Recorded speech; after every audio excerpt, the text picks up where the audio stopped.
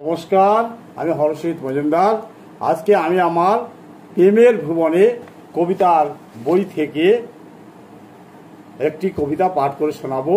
এটা হচ্ছে 17-10 অধ্যায়, পৌরাণিক প্রেম। দুর্গার আর এক নাম হচ্ছে হৈমবতী। তা আজকে তাকে নিয়ে আমার কবিতা। এই সনেটটির নাম হচ্ছে শেক্সপিয়ারের সনেট, আর আজকের কবিতার নাম হচ্ছে মা হৈমাবতী। কলিযুগে মর্তবাসী বহু কষ্টে আছে, দুর্গতি নাশিনী তুমি করুণাময়ী মা।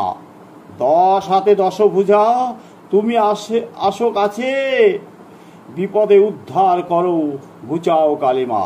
আশীর্বাদে মুক্ত করো যত শঙ্কা ভয়, হিমালয় কন্যা বলে নাম হৈমবতী। বিপদ তারিণী মাগু সন্তানের সদয়, শৈলজা গিরিজা উমা অদ্রিজা পার্বতী।